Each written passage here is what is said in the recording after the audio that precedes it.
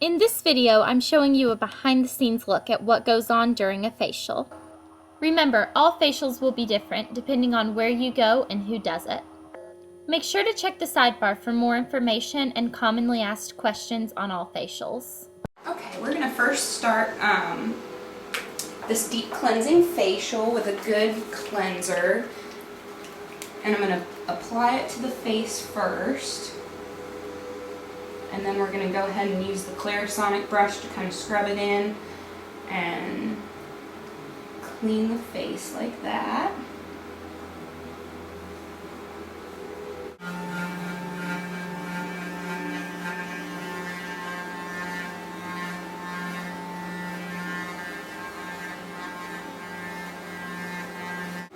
Okay, we're going to do that process over again.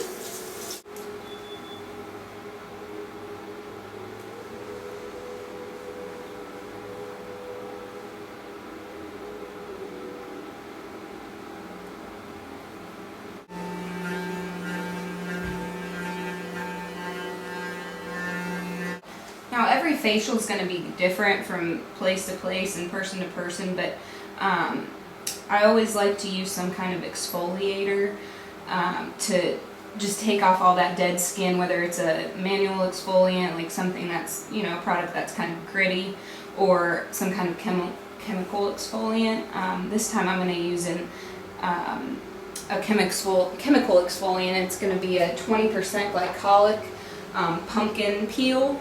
And what this is going to do is kind of just get rid of all that dead skin, but it also, with the glycolic, it'll help with any sunspots, any scarring. It's good preventative maintenance for young people, so you try to avoid the sunspot scarring, any fine lines and wrinkles.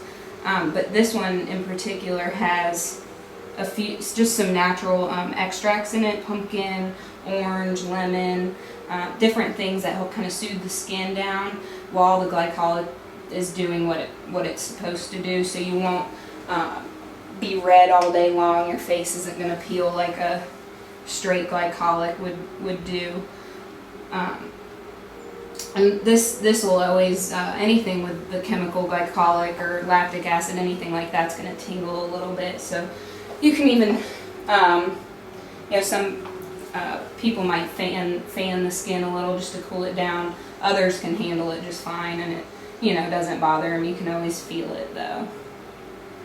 And this also helps, it's also going to help dry up any acne spots, any problem areas. It'll help get those cleared up a little bit quicker than they would normally.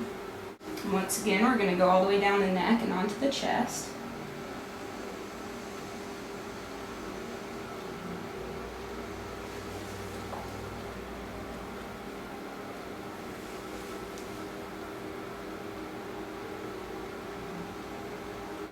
Does that feel okay? Yeah. Do you want any fanning at all? I think it's fine. Okay. So that'll stay on just about 3 minutes. Okay. And once your skin gets acclimated to chemical peels, you can usually leave them on for about 5 minutes, but you don't want to do that too soon. You want to make sure your skin gets used to it.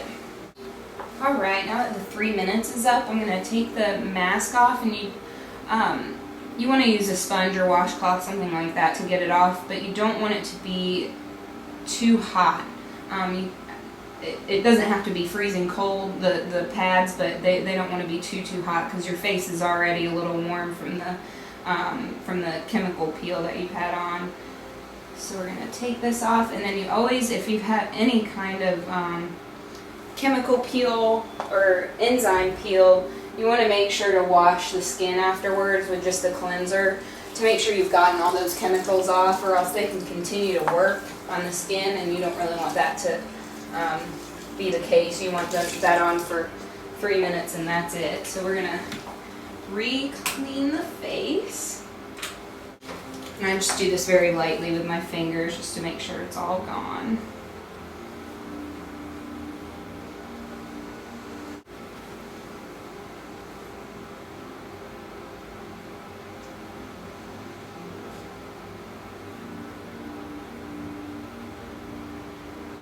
Okay, now I'm going to apply a warm steam towel to the skin, kind of just wrap that around the face. And what this will do is help kind of open up the pores, so when I go to do extractions after this, they'll be nice and open for me, and I'm not going to be having to really pick at things to, for lack of a better word. I'm not going to have to really get in there. This will help kind of smooth everything and just open everything up for me. And of course, while we're steaming, do a nice relaxing hand massage.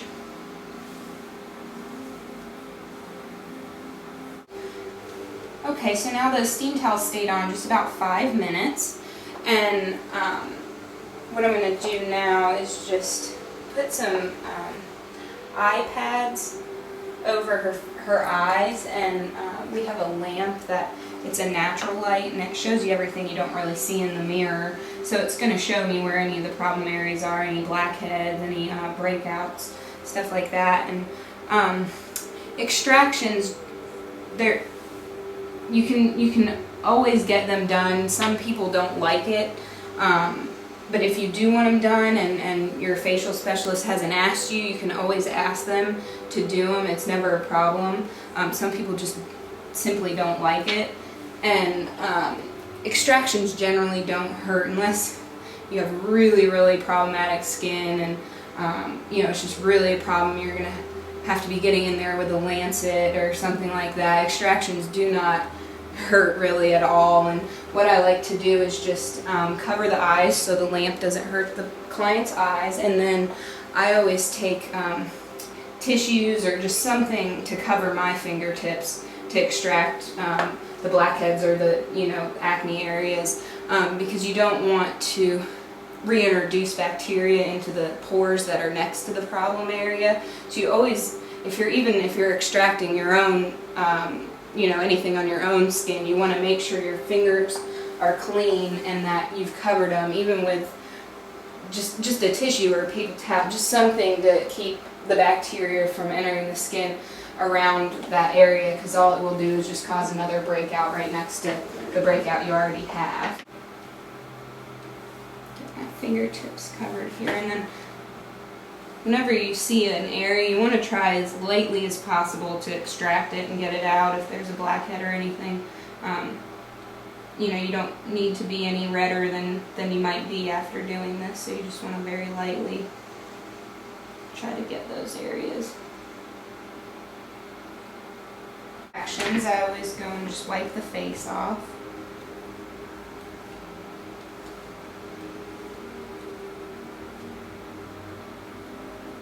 Okay, and now we're going to start the facial massage.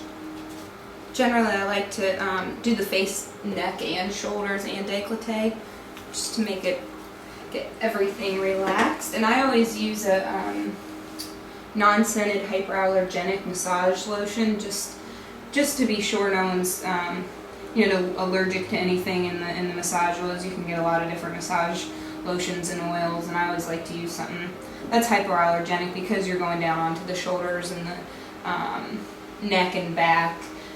You just don't want those areas breaking out because the massage lotion had something in it that the client reacted to.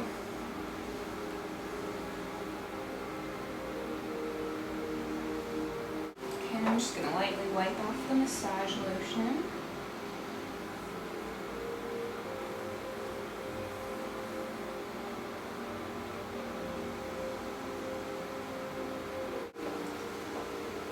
Okay, now we're going to apply a mask, and everybody's different. Everyone requires something different, a different kind of mask to achieve any certain goal. Generally with young skin, where it's starting to mature and change, most people are going to have a problem with some areas being oily, some being a little more dry. So I always like to use with the little bit younger skin, use a balancing mask, and that's what I'm going to do here. And what this is going to do is help balance any areas. Usually T-zone is a problem in younger skin, T-zone oiliness and breakouts, where it's the forehead, the nose, and the chin. So what that'll do is kind of help, this mask will help balance the skin in those areas back to the normal pH that it should be, and then generally around the jawline, and sometimes the cheeks tend to be a little bit drier, so that'll also balance the skin out, and everything will be balanced to the normal pH. Typically we see masks in movies and on TV that are green, and they dry and come off in one piece in the shape of a face. That's not the case for most masks. There's so many different ones out there. This one does actually happen to be green, but it's not going to dry and peel off perfectly. What I do with this mask is actually put a steam towel over top of it, so the pores open up and allow the product to actually penetrate the skin. Some masks you want it to dry on the skin. This one in particular you want to keep it a little bit moister, and like I said, every mask out there is different. This one's going to stay on about 7 to 10 minutes. Some of them stay on 5 minutes, some stay on 20. So everything's different, and you want to just make sure to read directions before you're doing it to yourself, or make sure that you've got the right mask for your skin type and what you're trying to achieve.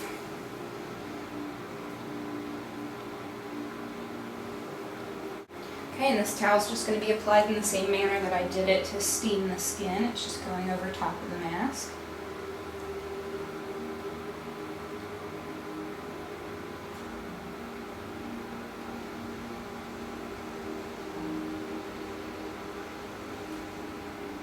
Okay, so we've got the mask on, and generally I let my client relax in the room for about 7 to 10 minutes while the mask does what it needs to. Okay, I'm going to go ahead and remove the mask now. Generally this mask will come off as I wipe it with the towel.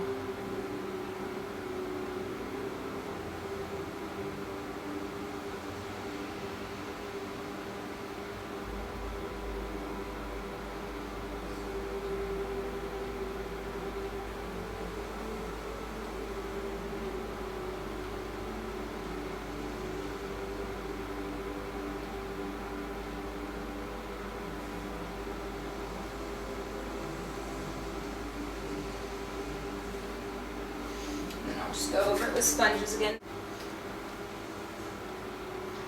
And then before I put a moisturizer on to finish the whole process, I'm going to use what we call a derma wand.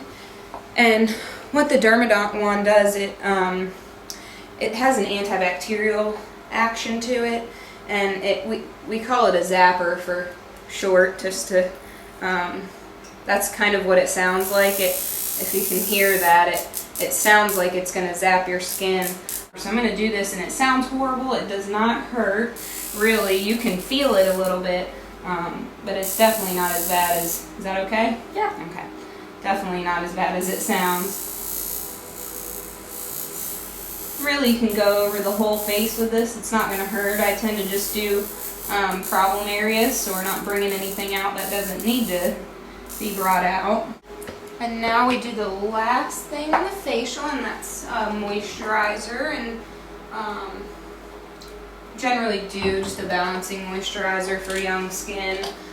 Totally depends on the skin type and what you're trying to achieve. So this is just a balancing moisturizer.